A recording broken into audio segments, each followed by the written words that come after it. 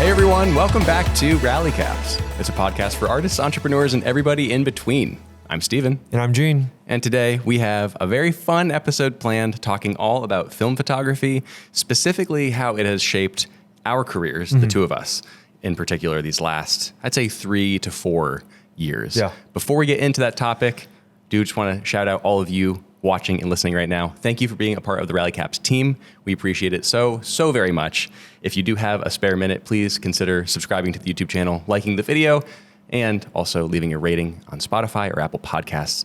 Thank you again for being on this team with us. We've got our 100th episode of Rally Caps right around the corner. This is episode 89 today. If you're tuning in for the very first time, welcome. Thank you so much for being here. So, Gene, we're talking film today. Finally. This is going to be a fun one. Yeah. I figured this would be a good topic for us in particular. Yeah. Because without sounding arrogant, I do feel like you and I have probably been the people to embrace film and shoot it the most of anyone in our studio, Creative Club Chicago. We were pretty rabid about it, especially like 21, 22, 23, those years in particular. Yep. And I think it actually like objectively changed our careers in a few different ways, which we want to talk about in this episode. So let's start with 2021, maybe. Okay.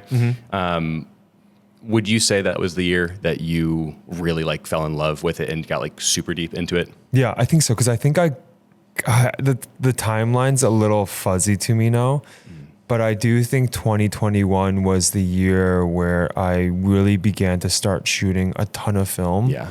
And then where it started to kind of blend into my professional work. It started definitely as like peripheral hobby type of work. And then it began to find itself in my actual commissioned work. Yep. Yeah, I think that was the year though. Yeah.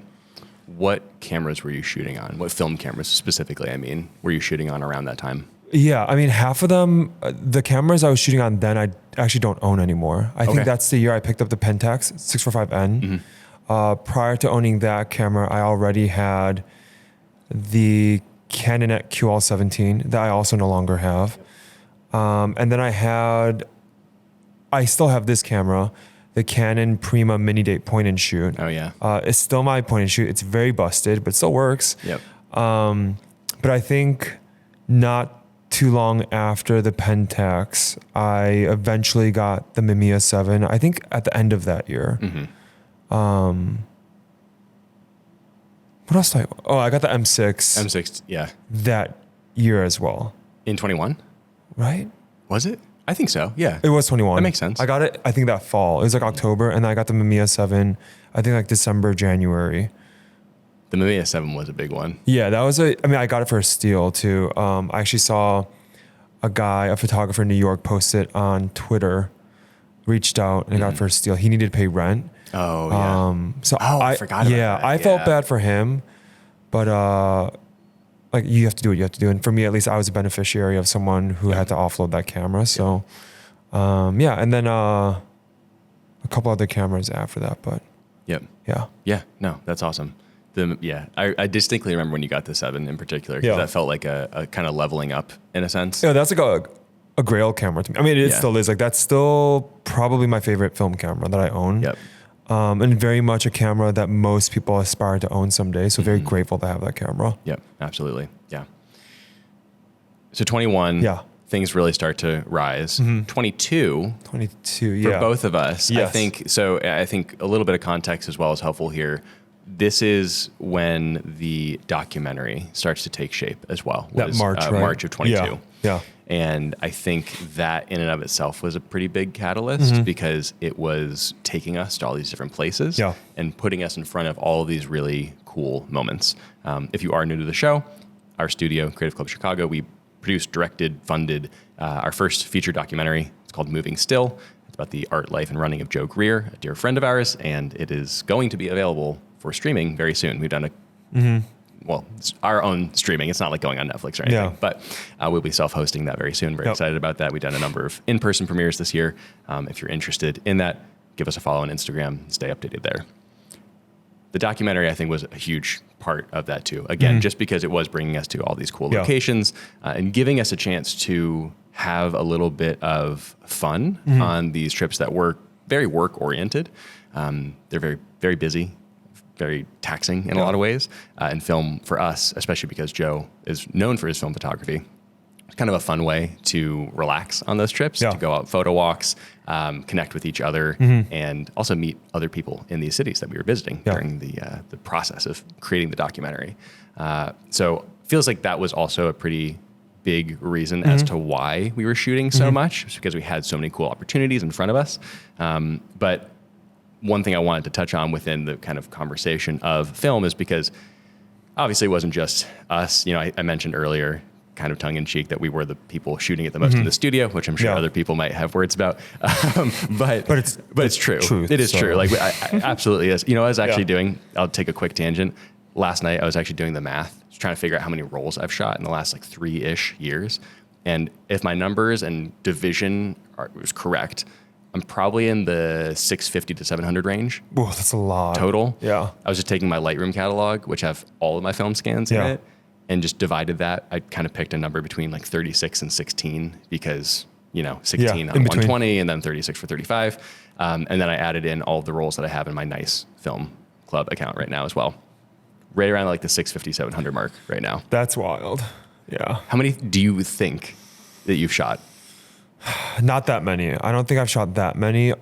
Also because my film photography output has kind of slowed down a little bit this year. For sure. Just with the body of my work that I'm building. But I think probably like, I would imagine like between, like probably around the 500 range. Yeah. Yep. And there was a span, like you're saying, it feels like for a couple of years where we were shooting a ton. Whether it was 35 or medium format, shooting a ton of film. Yeah. And so, I would say it's somewhere up there. I would imagine as much. Yeah. It always felt like you and I were the ones that were trying to find as many moments as possible. For sure. Yeah. Even just to like get better at it too. Better at eyeballing exposure, better with compositions, trying different techniques with, I'm forgetting the name of your shutter cables. The shutter cable. Like, and long exposures and like self-portraits and like different interesting double exposures in film, like all these things that we knew digitally, but then wanted to translate over to a more analog experience.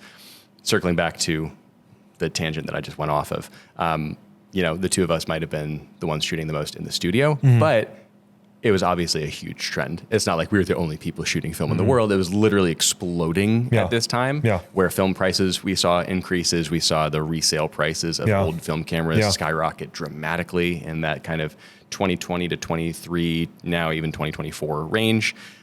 It was really booming. Bonkers. And I think you and I also, having been the people that were shooting and sharing the most, also saw the most growth socially on Instagram. Yeah. Things felt insane during that time. Like, what was it like sharing an Instagram post for you during that era? There was a stretch where not only the growth as far as like followers, but even like interactions. And I remember, we both remember getting Kodak reshares. That was kind of like, that was mind blowing. Just something that like, when I started my film photography journey, it was never a goal, nor did I envision that ever really happening.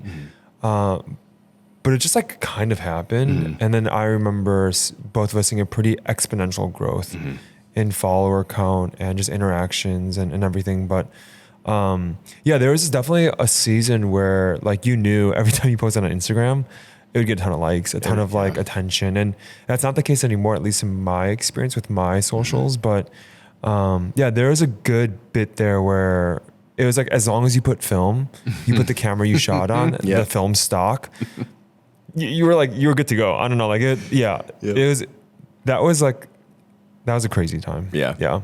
I hate to admit it, but I missed the dopamine a little bit. It was very fun. Yeah, it was very fun. It's very humbling. Yeah. That as the whatever's popular has shifted. Even though we're so stoked on the work that we post, specifically film work, it doesn't necessarily mean that because we like it a lot, other people are gonna like resonate with our work. Yep.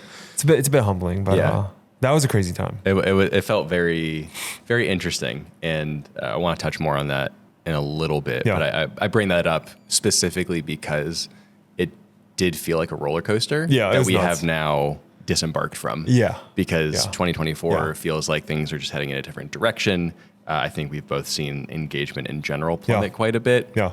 But at the same time, like you said, feeling more ownership over the images that we're actually making. I feel like I am creating less images for the sake of getting likes. Yes. And more images that I actually really care about and want to tell a story with, which is like it's just an interesting dichotomy. It's just kind of a testament to how some of those, you know, roller coaster emotions can be fun to indulge and also can maybe pull you away from the actual intention behind some of those things sometimes. But yeah, it was, I don't regret that period. It was very fun. No, it was just like, and to kind of touch on the more long-term impacts of it, not only did it give us both substantially larger followings relative to what we had previously on social platforms, but it also gave us really good work connections too. Like it wasn't just fluff. There were actually genuine connections that came out of us sharing so much work and putting all that money and time into film. And we've seen a return in a sense outside of the social sphere. For example, it feels like a really good one to start with. Leica. I mean, we shot a commercial for Leica, which I think can't be discounted. Again, largely in part due to the documentary and our connection to Joe. But we also created, outside of the video that we made for them, we also gave them images. Like we ended up including images in that package. And to call Leica a past client is another like incredible thing that I don't think would have happened if not for us really committing so hard to the world of film photography and honing our own eye as photographers. I agree. The day that the new M6 went live, I think it was October of 22. Because we shot in September. October of 22? I think so. I'll never forget that day. It was just absurd seeing like our images and our video and everything go live. It was an incredible opportunity, like a true career highlight because we decided to invest time and energy into a niche thing that we didn't really see necessarily a return on, but we just did it because we were really into it and really loving it. How many other opportunities have you found in other ways that you have really leveraged film within your client work? Yeah, I've had, I would say that like the two ways that I've seen an avenue for me to really like monetize shooting film or being a film photographer. The first one is weddings, because I still shoot weddings, and it's definitely because of the energy and excitement and popularity around film photographer, at least what it was just a year or two ago. But because of that, it started to kind of bleed into the wedding world a little bit. And so I started to have a lot of couples asking for like an add-on of film photography, which was great because really I was able to monetize that extra service. But also it's something that I love shooting. And so because of that, it was best of both worlds. I was making money from it, and I was also delivering a medium to my clients I was really stoked on shooting. And then the other kind of area that I started to see some of the benefits of being a film photographer was my commercial work. I remember specifically that first job I had with IHG, they asked for me to shoot film. And so to shoot film alongside digital for that project was a ton of fun. Definitely a new experience as far as how I was shooting film up to that point. But yeah, man, it's the connections are the biggest thing. And it's hard to put a price tag on like the networking doors that open. I'm sure you feel the same way too, but there are a lot of like relationships I now have, whether it's through social media or in person now, that I don't think would have existed if I wasn't shooting film. Is that how you feel? Exactly the same way. Yeah, it's so funny existing in this creative space because it's more often than not, it feels almost impossible to predict how an investment of your time or money or creative energy will turn out in the end. You know, we've talked often about YouTube on this podcast and about how much time it takes to invest into something like that. And the potential reward is enormous, but you have no idea if it's ever actually going to pay off or not.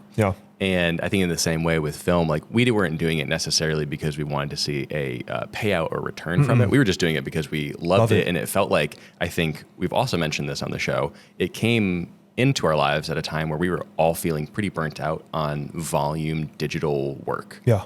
And so for us, film was kind of a breath of fresh air. Yeah.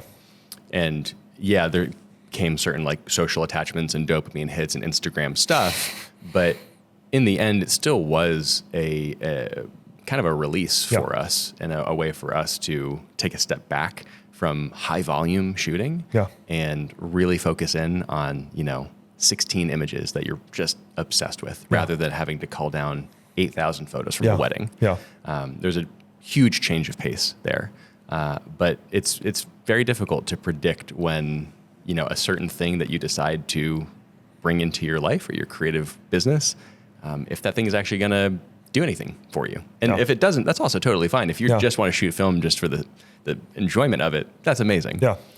But if you are trying to incorporate it for the sake of having some kind of, connection to other people or networking opportunity or something along those lines, it's a lot harder to predict if that's actually going to be a worthwhile endeavor. It's true.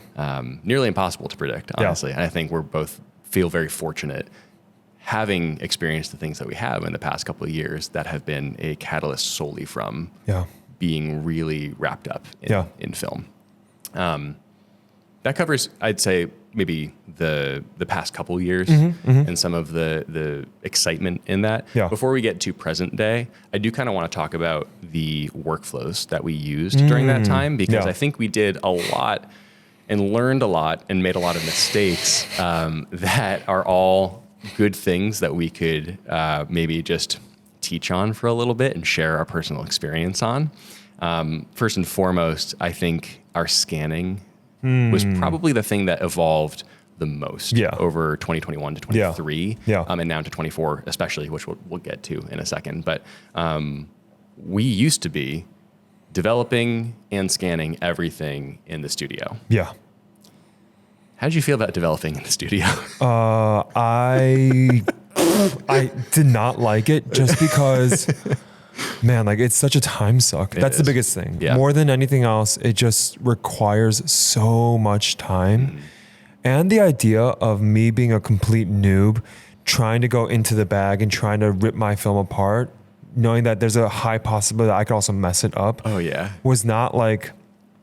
Did not sit well with me. Yeah. So as far as like developing, and like there's so much room for error too. And because at least for me, I wasn't doing it frequently enough, I was nervous every time I did it. Yeah. I never felt like I found a good rhythm in doing it. So personally for me, and I'm sure we'll talk about why we went to another option, but doing it in the studio long-term, I knew it would make sense for me. Yeah, no, I was right there with you. I definitely messed up a number of rolls because I was just, hands were too sweaty. I was rolling it incorrectly.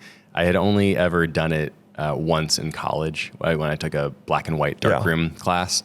And when I was doing it in 2021, it brought me right back to 2016 because I felt the same level of just nerves and like, I felt like I didn't know how to use my hands anymore. Yeah. Like, what am I doing here? Insane. I think it's a good experience for anyone who's interested in the film to participate in, because I think it gives you an elevated appreciation for what goes into it. For sure.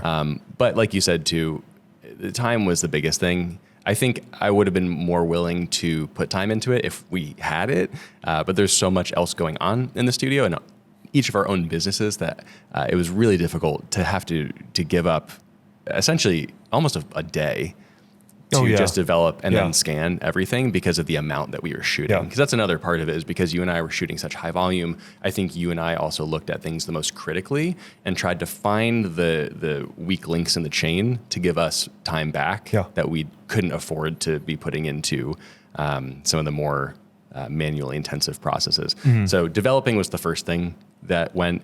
We ended up finding a local lab in Chicago called CSW, and that was our go-to spot for pretty long time. Yeah. I want to say at least a year and a half probably of going to CSW. Yeah. They had great prices and really quick turnarounds. Yep. We were able to just drive there, drop off a bag of 10, 15, 20 rolls, and then have everything back the next day after 2 p.m. Yep. And then we would go into scanning, which was? We use negative film supply equipment. Yeah. With their Negative Lab Pro software in Lightroom. And really that's with sending our film to CSW. That's what we did the entire time. And there were obviously some learning curves with that too. Yeah. But even that, like, you begin to find a rhythm and a workflow, and that's what we did. And it was nice also to have like full control over color. Something that I think when you initially go to a lab, there's a bit of like an acclimation that has to take place to get the things looking just the way you want them to. But at least when you do it yourself, again, like any mistakes, they're on you, but you also have like full manipulation over everything. Yeah. For anyone who's unfamiliar with Negative Supply, they make these carriers for the film that you can lay flat, and then risers that you can mount a mirrorless camera or DSLR to. And it's essentially camera scanning is kind of the short form for it. It's different from a flatbed scanner where you put it inside and clamshell it shut and then scan it that way. In this case, you're basically just taking a photo of the negative, and then Negative Lab Pro, like Gene mentioned, is the software that's a plugin that can be used with Adobe Lightroom, and then you just kind of convert it from negative to positive, and then you get a ton of adjustment, again, like Gene was saying, over all of those colors. You effectively get a separate Lightroom panel with exposure, contrast, highlights, shadows, all that, and then a few more tools to really dial in like the tint of the highlights, tones, and shadows. Really loved Negative Lab Pro, honestly. Like for a long time, it was great for us. And the other thing that I think we really enjoyed, and frankly, I think part of the reason why it looked so attractive on Instagram is because we could do full border scans of everything as well. Because people for the clout, oh dude, they love their borders, don't they? It's true. We loved our borders. Oh my word, all the time we were posting with borders on them, and I was scrolling back. I was like, dang, I went so hard on them. I did too. Yeah, no, it was fun. I mean, like you lose some of that when you no longer scan yourself, which is what we're doing now. But we were also scanning on most of the time R5s, Canon R5s, with 100 macro. So that really gave us kind of like the best bang for our buck as far as detail that we were willing and resolution that we were willing to pay for. And for literally a year and a half, 2 years, that's what we were doing all of our film scans. Everything. Yeah. You, me, and Brax and Eric. Yeah. We actually ended up splitting the macro together because we got to a certain point where we were the ones that were definitely at the forefront of, as far as the studio is concerned, shooting the most film. And so we decided to upgrade the lens itself just to get more or less the best possible quality we could be getting out of that sensor. But super high resolution, tons of detail. Really didn't have any complaints with the results of that setup. It was pretty cheap to send it to CSW. It was quick. We didn't have to mail anything. And then the results looked and felt amazing. We had tons of control. Great. However, the reason we have changed into what we're doing now is, again, really because of time. Yeah. And I would also say to a certain degree, quality. I feel like we have higher quality scans now than we did then. Sure, especially 35. Especially 35 scans in that setup were pretty bad. Yeah, for us at least. Like it just didn't, it never, it just never was quite exactly what I was hoping for. And sometimes it would be and sometimes it wouldn't be. No, camera scanning for 35 was not our favorite. Yeah. But we also, you and I at least, I think shot primarily 120. We were shooting a lot of medium format film for anyone who's unfamiliar. Those results were always super clean, super detailed. Felt a lot more confident, I would say, with those than the 35. I was really never happy with 30. I feel like I shoot more 35 now, actually, because of our new system. But really liked it. However, time became an issue. And this was really, I think, actually kind of getting closer to the tail end of production on the documentary. Yeah. When we were getting into more and more time-consuming tasks that were involved with that. A lot of our, I would say, almost like free time within our businesses were being allocated to that. And so we just had to figure out ways to kind of trim the fat, so to speak, in other areas and just kind of collect time back a little bit more. So we went from that local lab and camera scanning and Lightroom converting setup to our dear, dear friends at Nice Film Club, who are based in Brooklyn, New York. They are an incredible, they're not sponsoring this. That sounded like an ad read as I went into that. This is not sponsored by any means, but you and I are both ambassadors for them. Full disclosure there. Yeah. But they're an excellent Incredible. Amazing people, first and foremost, and an incredible service. They are kind of a membership-based film lab where you can have these tiers that you can buy into each year, and you get film scan and dev credits from that, and then you can mail film in to them. They scan everything super high resolution. Yeah. You get these 16-bit TIFF files back from them that are incredibly flexible and great for editing after. Really excellent service. Like, can't speak highly enough about them. We love them. Really, really good stuff from them. And it has given us so much more time back. Yeah. And I think as almost actually made film a little more enjoyable for us. Like, I feel like we were definitely feeling a little burnt out near the end of our camera scanning setup, where we're like, you know, we come back from, I remember distinctly, I came back from Italy. I had 25 rolls of film. I dropped all off at CSW. And I got them back. I was like, man, I got to go in the gear room for like 3-4 hours and scan all this stuff. Minimum. Like, I mean, it was brutal. Yeah. It was like hot, uncomfortable. You're like bent over a little table, just like one for, because you also don't want to blast through it and mess it up. Like, you've already spent so much time and money on this thing. You're like, well, I got to be careful while I'm scanning it, because if I fumble at the 1 yard line now, it just ruined everything that I put into this. Yeah. So it was definitely hard at times to kind of stomach some of those scanning sessions. They weren't super fun. So having a lab to send it to has, I think, reinvigorated us a little bit, so to speak, and given us a lot of the joy back with it, with much less of the work. That also brings us really nicely to present day, 2024. Yeah. You and I have both been working with Nice. I think I've been working with them since April of 23, actually. And they brought me on earlier this year. Was it end of last year or early this year? Was it the winter of this year? It was winter of 2023, 2024. I can't remember the exact month. Yeah. But it hasn't been a full year for me yet working with them. Yeah. But that is present day now, really into 2024 in particular. How have you been feeling with film in general, and how, I just want to give you a chance to speak on Nice and having a lab versus camera scanning also. Yeah. I would say, I mean, like, with camera scanning yourself and then sending off to a lab, like we're talking about the pros and cons. Yep. But I think for me, at least, I also did notice, to your point, I was also shooting a lot more 120 because I didn't want to scan so many frames. Oh, dude, yeah. So it also that process informed how I was shooting film. That's kind of interesting. I definitely shot more 120 knowing that I did not want to scan 36 frames. This tiny, that was definitely my mentality. Yeah, wow. I hadn't even thought about that, actually. But the scanning setup was kind of the impetus for, yeah. And also, like, that's why you know this, but a lot of my 35 millimeter work on the M6, especially for the dock stuff, a lot of it was with flash. Yeah, okay. Just because I knew that it was easier for me to nail exposure, and then on the back end, scanning would be easier too. I wasn't trying to like finesse a frame where I kind of like mess up the exposure and trying to like salvage it. So in that way, like, I think sending off to lab has been so wonderful for people like you and I. For other people, it makes sense to scan at home. Like, if you're shooting maybe a few rolls a month, I get it. Like, it's so much more cost effective to do it yourself. But when you really look at not just volume output, but then the time that you want to put into it, and then you assess those things, I think it really kind of informs you how you want to move forward. And for us, like you're saying, it just made more sense to work with the lab. Obviously, I didn't even know about Nice until you started working with them. And then they were very gracious in bringing me on board as an ambassador as well. My relationship with film this year, 2024, is, I don't want to say it's non-existent. It's a medium that I love so much still.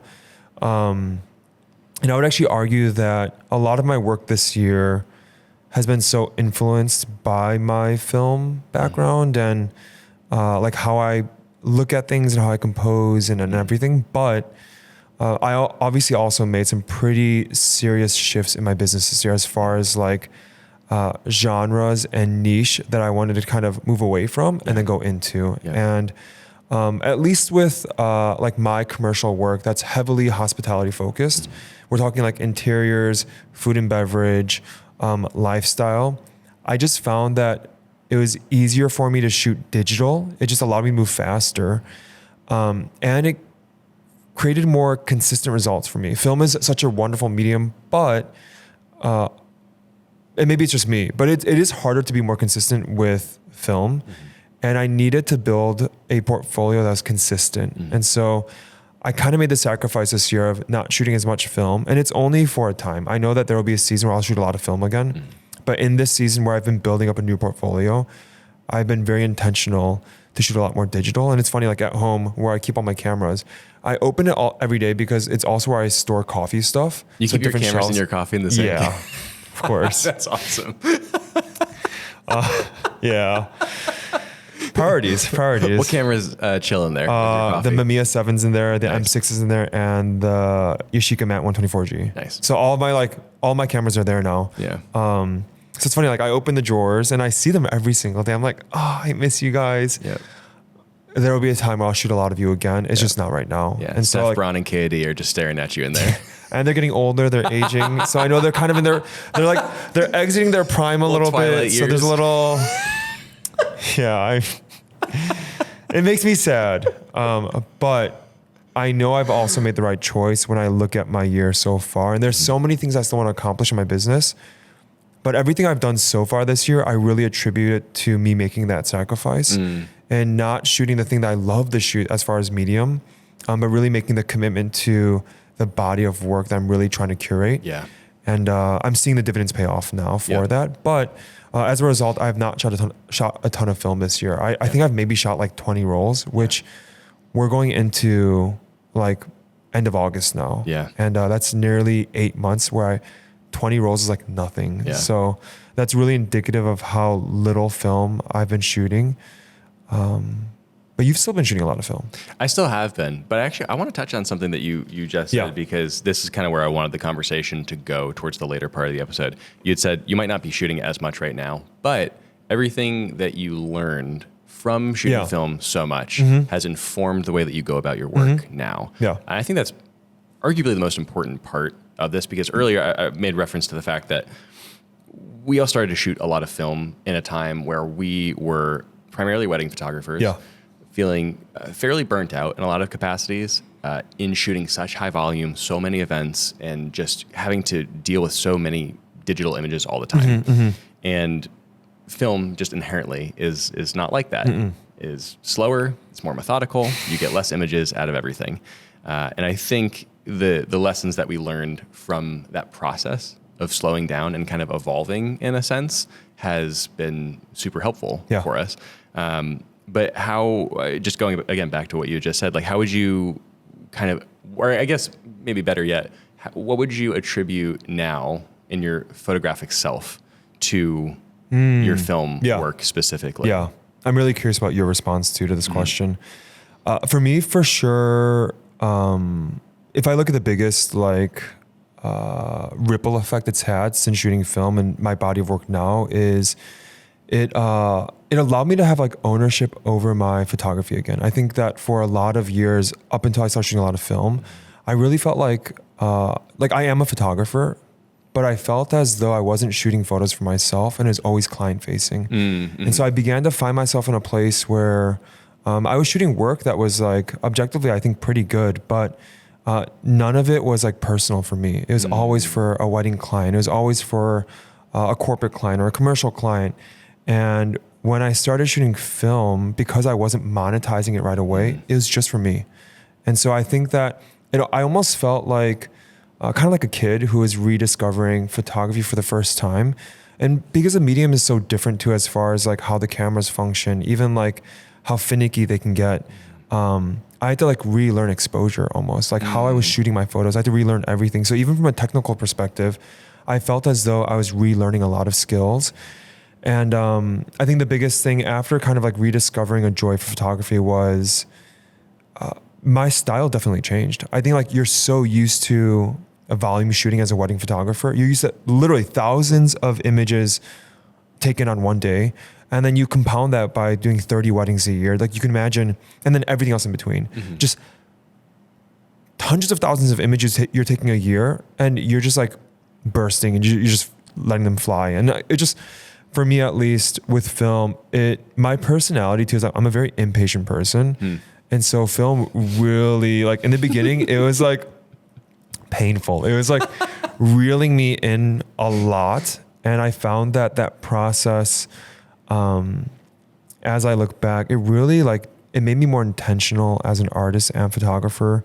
It made me so much more conscious of what I was photographing, and even like relearning compositions, and again, exposing an image. And then even which we haven't really talked too much about, but even YouTube too, it gave me a topic to discuss on my YouTube channel, which also made me keep learning about film photography. And I stayed as a learner even as I was kind of teaching it too. Yeah.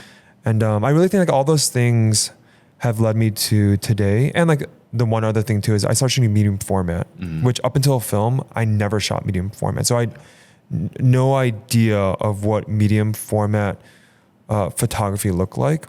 And so I really believe that because I shot it on film first, that gave me an itch and a desire to eventually get the GFX that I have now, which is a medium format camera, just digital. And so I look back, I'm like, man, all these decisions, all those moments, all those experiences really have shaped and informed the photographer I am today. Yeah. And maybe I would have ended up this way anyways. I have no idea. But what I do know is that I am this way for sure because of my history. And a large part of my recent history has been film photography. Yeah, absolutely. I would agree with all of that. Yeah. Yeah, I think you also mentioned this too. I'm still shooting quite a bit. I've been shooting probably 10 to 15 rolls a month. Yeah. It's still very much a part of my business, but more importantly, my personal life. I think the biggest things that I have felt reflected in my work as a photographer, tool aside, just my work as a photographer, that I could directly credit to being so into film for so long and using those cameras and being in that world. Composition's a huge one, I think. Yeah. Because every frame has a dollar amount associated with it, you want it to be as best as it possibly can be, right? And I think that actually just slowed me down in a way that made me just double check with myself. Yeah. Are you looking at the whole scene right now? Are you making sure, is this the best frame? Yeah. This isn't an SD card. You click that shutter and you're on to the next frame kind of thing. So I think compositionally, I got a lot wiser with the way that I went about just composing images, even when it's on a digital camera. I'm still just kind of taking a beat to just reassess and take the camera away from my eye and look.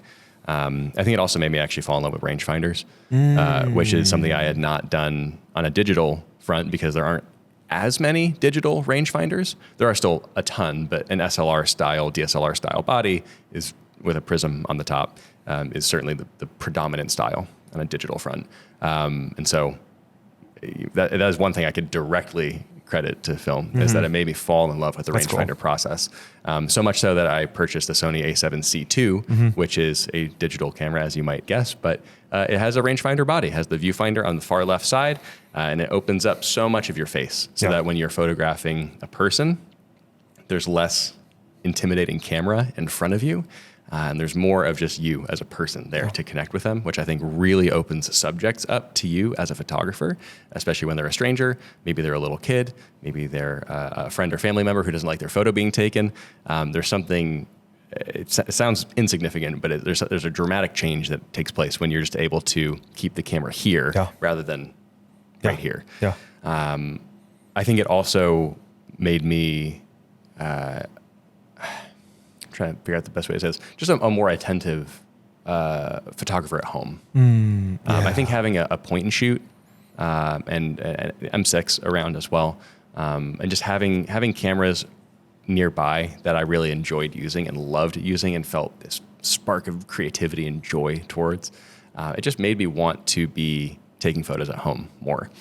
And again, as of going through my catalog last night, just kind of refreshing for this episode, I was reminded of how many little moments that I had documented over the past couple of years that I'd frankly completely forgotten about because those weren't the photos that I was creating to put on Instagram or to deliver to a client. Yeah.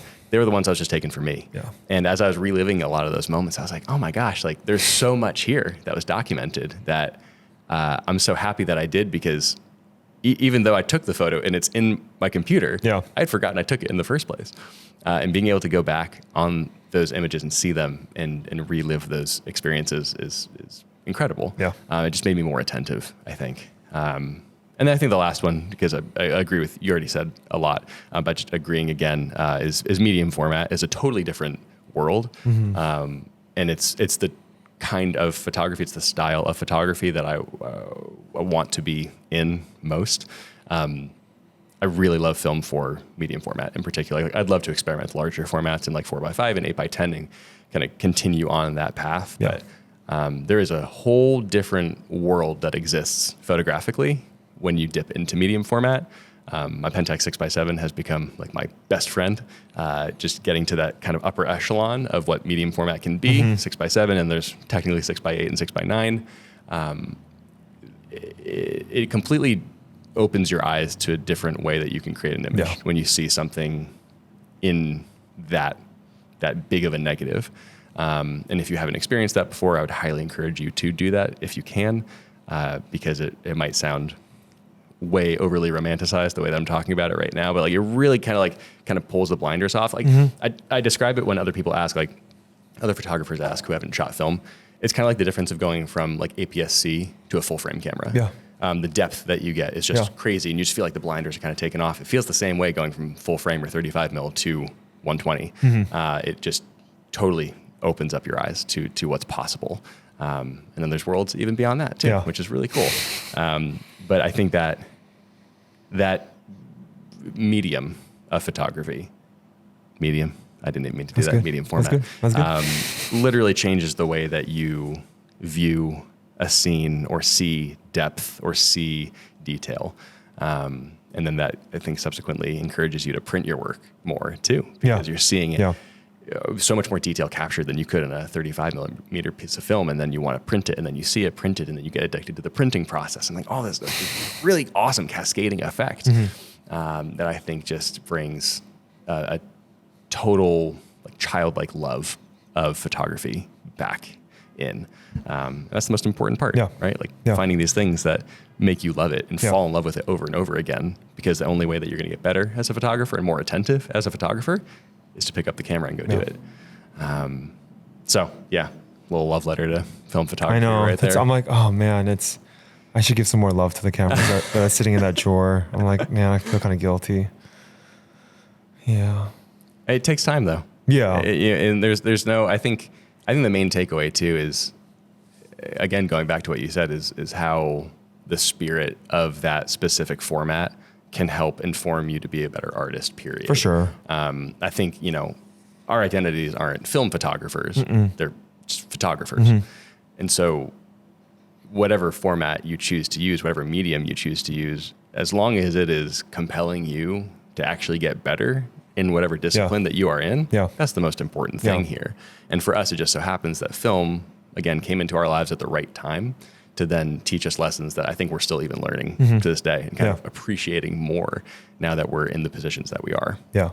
I don't see film photography ever really not being a part of my photography career, but especially like my personal life. And even though it's taken a bit of a backseat this year, I've filled that void with other cameras for the time being. That's the reason why I got the Ricoh GR2. It's the reason why I have the X100V. Even when I say that out loud, it sounds ridiculous, but I also think like my usage of those cameras is heavily based on how I shoot film. Yeah. The X100V very much reminds me of the M6. Yeah. And then the Ricoh reminds me of my point and shoot. And I also bought those cameras because I wanted a bit of a refresh and just excitement, but also I needed cameras that were small and inconspicuous as I brought them in public places, because my work has become more public as far as where I'm shooting within the hospitality space. And film was also just too slow. Like I can't go into a space where I've got like 30 seconds and the Ricoh, I can just pull it up right here and just snap a couple photos and no one can really tell I took a photo. But with film, I know you have to put it to your eye. You can't shoot at waist level. Like you have to and it just takes more time to expose. And like it's such a special medium. And I think for the longest time when you and I were both like really in the thick of shooting a lot of film. I was oh, film is the best. Whoever doesn't shoot film, I wouldn't say it out loud, but I was like, you suck. No, you're a loser. No, that's not what I said or kind of thought. But, you know, it's definitely like film is incredible, and it really is.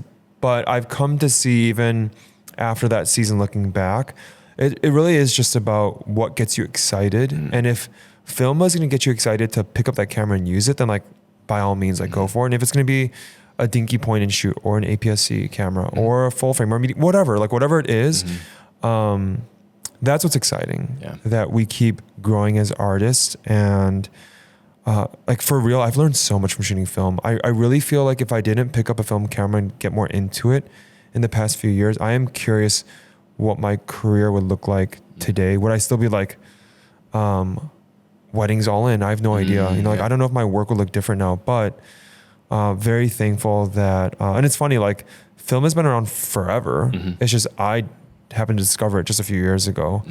I would imagine it's probably similar to people who shot film for the majority of their lives. And as digital became accessible and available, we're just going in the opposite direction too. So just craving a little more intention. Little less screen time also. Plus, like, we all know the feeling as photographers. You take you see one scene or one subject, you take 15 photos of it, and you know already in the back of your head, I'm only gonna use one of them. But you're like, because I can do this. And then like, that's more memory storage. That's more culling time. So film is like, it's so much more intensive and slow on the front end, but even on the back end too. Like it really does create efficiency too. You get a scan back and it's 95% done. Tweak a couple sliders, adjust contrast and tint a little bit, and that's about it, which is really nice. It saves a lot of time on the back end. I hadn't thought about that actually. It just gets you closer to that final piece of work than putting a raw file in and just tweaking the tint +1, +2 at a time, and then opening your computer the next day and hating it anyways. 100%. No, it's definitely changed our lives. It shaped our careers, I think, considerably, and it has certainly opened up doors in the last 3 years in particular that I don't think would have necessarily opened otherwise. It created a whole lot of common ground for us. It gave you and I literally something to like bond over, to really enjoy together and to be excited about. And I think it's shaped our current photographic work pretty dramatically. Super grateful for it. And it's opened doors for connections. Something that we haven't talked like too much about, but I would actually argue a lot of the people that you and I are connected to, or have connected to over the years, especially through social media, has been like other film photographers, film photography YouTubers. And so it's definitely like, it's opened a lot of doors. And like to your point, maybe you can't put like a price tag or a money value to those things, but a lot of those things are pretty priceless too, as far as the benefits that we have received from those connections too. Oh man, all the friendships that have come up because of it. I mean, it's really the same thing as just connecting with other people over niche interests, right? It's like, that's what it is. It's any kind of like micro community that gets really excited about this one thing. You know, you're going to find friends in that because you're all interested in the same thing that maybe other people are like, oh, that's too trendy or that's dumb, or like, why don't you use a digital camera instead? It's like, well, you don't understand it the same way, and that's totally fine. But for the other people who see exactly as you do in regards to that thing, they're like, oh, my man, get over here. Like, let's be friends. Like, let's talk about this thing. So those relationships that have come from it, and just being interested in something that isn't necessarily the norm, I think is a really beautiful thing as well. As we found those people, I was like, oh, you're financially irresponsible too. You don't care about money either. Nice. Money isn't real to all of us who love film photography. I mean, like, and film obviously has gotten expensive over recent years with all the things that have happened, but it's been so much fun to have, not just between you and I, but also you and I with other people, have it's a very particular niche too. And so to connect with people and inspire one another has been such a fun journey. And it, like you said too in the very beginning, it tied in so well with the documentary. I don't even know if the documentary would be what it is now if we weren't shooting as much film as we were then too.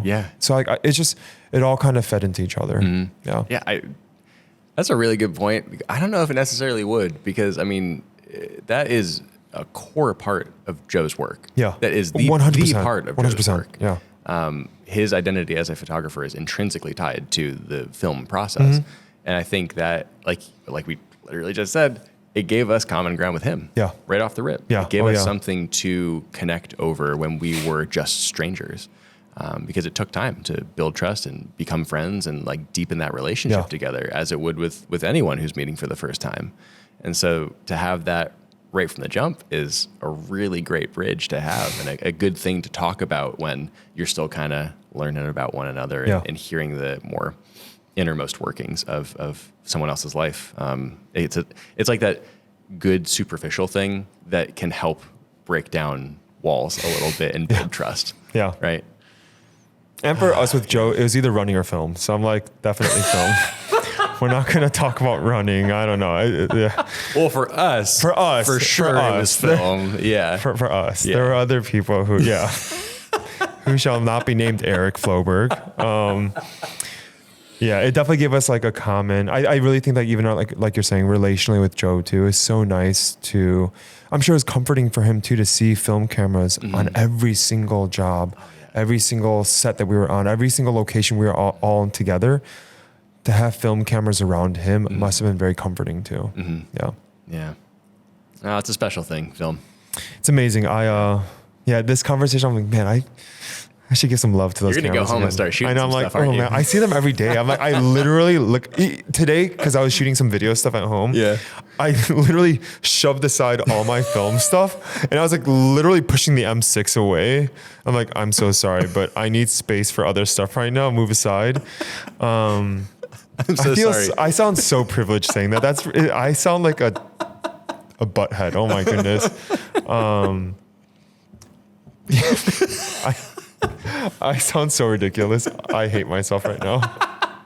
I pushed away my Mamiya 7 and my M6, and I don't really touch them anymore. Oh my gosh. There are seasons for everything. There are seasons. There are seasons for everything. Those are cameras too. I will say those 3 cameras that I have, those 2, and then the Yashica mat. I will never sell those cameras. No. Those will be pieces that I will keep for the rest of my life. And then whether or not my daughters are into photography, it'll be something that I'll pass down to them. Yeah, for sure. It would be a totally different case if you're just trying to like make a dime off of film and just use it as a trend and that's it. But they're literally forever cameras for you. So yeah. I can picture you doing that though, and it's hilarious because I know the Sony that you're trying to put there instead, and the betrayal they must have felt. I put the X100V there. And Because it's even worse. Yeah, because the Ricoh sits in my backpack.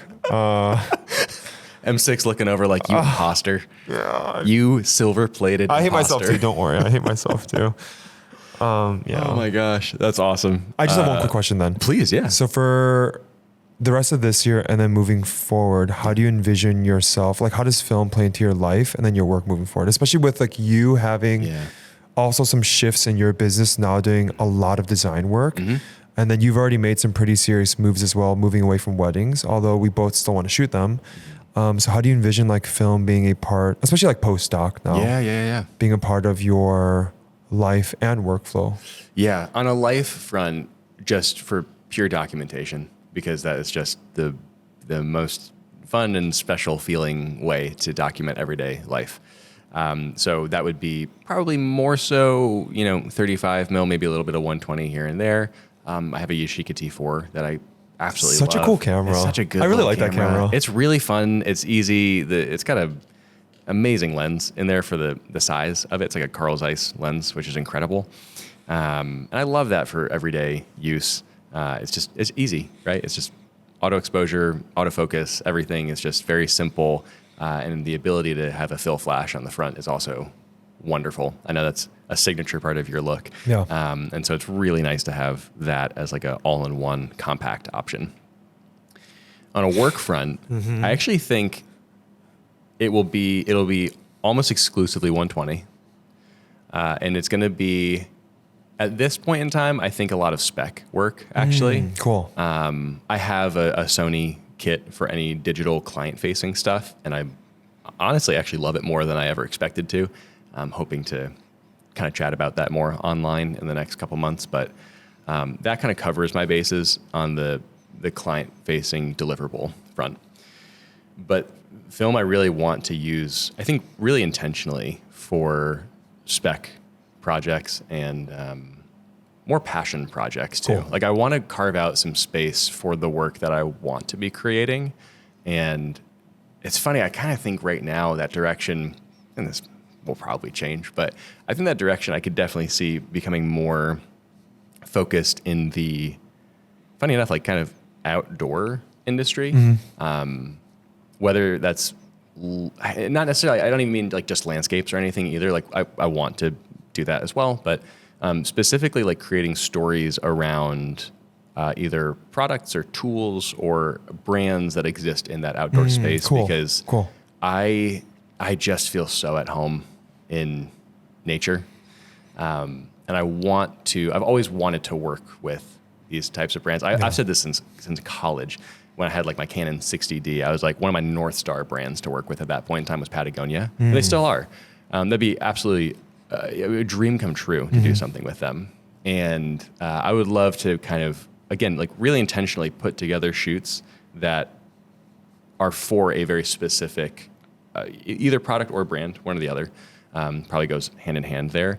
And then like bring people on, like hire talent for it, and probably bring someone on for BTS too, just for the sake of documenting that kind of stuff. Yeah. And put together something, limit myself to 4 to 5 rolls of 120, and it's all on my Pentax 6x7. And cool. I'm experimenting a little bit and really trying to create a story out of these images for the specific thing.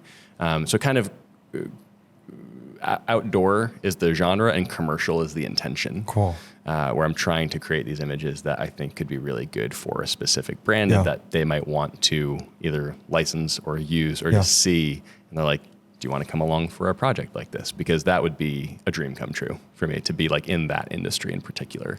It's taken me a little while to figure that out, I think, actually. But I'm really excited to see where that goes. Again, it might change. I'm not totally sold on it. It's been a very recent thought that I've been churning over in my head, but it feels like a really natural fit for me because I just feel like I come alive in those situations. And even just being in Colorado this past week just reminded me how much that is like in my upstate New Yorker core and my, New England, North Shore, Massachusetts bones, like being in the mountains, being in the woods, being near water, lakes and the ocean, and just like being in all of that it just brings the best out of me.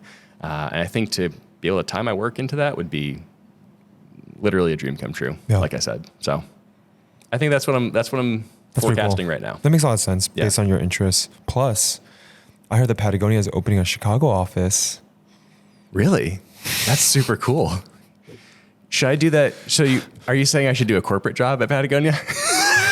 No, but I think they will only work with Chicago creatives when they open up their office. So I think you need to be based out of Chicago for the next 10 years. So. Okay. I think I could definitely figure out an option. Do you think they have other stores anywhere else? Probably not. They're probably just Chicago. I've actually heard that about Patagonia, is that they're a Chicago brand. Yeah, really rooted in the city. Dang it. They make e-bikes. And then I actually have one last question. Yes. Because I'm sure there are some people who are listening to this episode who are like really into film. Yeah. For those people, yes. What is your favorite camera that you own now, or like your I want to own someday camera? Okay. And then what is your favorite film stock?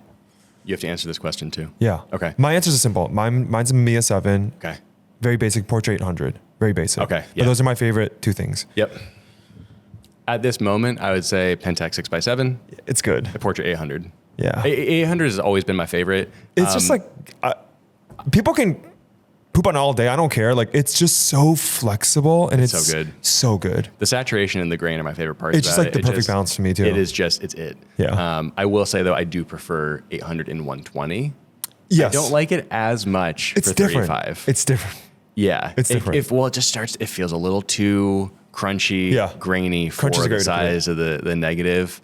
It's not my favorite for 35. I'd probably lean towards something more basic, like a Portra 400, or honestly, I love Portra 160 also. I kind of find 400 to be this, like, it's too good of a middle ground. Where I'm like, it doesn't have enough of a voice to it, which is good. I mean, it has like, it's flat, it's easy, like you can edit it really nicely. Yeah. And it is very like accurate and flexible, but it doesn't have like this, I feel like 160 and 800 have a little more character to them. You can see that and you're like, oh, I know what that is. Yeah. And 160 in studio in particular is like just amazing. Yeah. But yeah, I would say I still shoot a ton of 400, obviously, but yeah, 6x7, Pentax 6x7, and with 800 specifically would be definitely the combo that I'm leaning towards the most right now. And then someday camera. I mean, a someday camera, frankly, would probably be the Mamiya 7 also, which I know is another 6x7 camera. But I do love that thing for travel. Yeah. And the lenses that they make for that camera are just spectacular. I mean, Mamiya makes really good glass. The glass is like pretty perfect. Really good glass. Yeah. I love the kit of lenses that I have for my Mamiya 645 AFD. I've got the 45, the 80, and the 150. All those are like, they just do glass really well. They figured it out. Yeah. And the ones for the Mamiya 7 are no exception. I mean, they're some of my favorite lenses that I've ever seen images from. So yeah, I'd say one, especially if I end up kind of going in the direction of more landscape, commercial, outdoor brands, things like that. The Mamiya 7 makes so much sense for that because of the how compact it is. My someday camera would be the camera that's sitting there, the 500 cm. You guys can't see it, but we've talked about it in the past, and it's just taunting you. It is it's just taunting us. This camera is so beautiful. You know, this is Eric's camera. It's a beautiful camera. This is like a someday camera for me. I don't need it. Yeah. But if I ever just had an extra couple $1,000 sitting around, this would be the camera that I would buy. Yeah, I'm with you on that. I'm not kidding. When I was setting up before you got up here, I was just firing the shutter off. It's just rolling to the next. There's not even any film in it. It just, the shutter is so, I think it's actually primed right now here. This keeps falling off. Oh, come on. Are you kidding me? It's so good. Are you kidding me?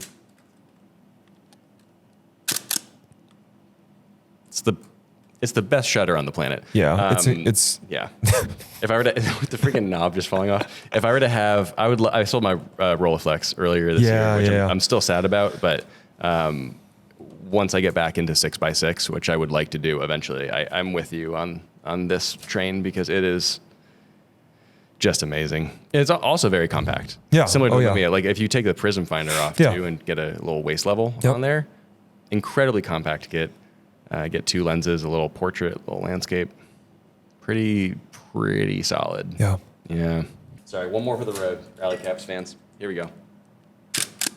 That's good. Beautiful. That's good. Hey, thank you all so much for listening to this episode of the show. Really appreciate y'all being here and for entertaining the last 3.5 minutes of our tomfoolery. Appreciate you all. Again, if you didn't hear earlier, if you have a second, please consider subscribing to the YouTube channel, liking this video, leaving a comment down below, maybe sharing what your favorite film stock and film camera combination in 2024 is. And if you can, also leave us a rating on Spotify, Apple Podcasts. Links for all of those things are in the description. Thank you for being here. We love you all, and we will see you in next week's episode. Bye.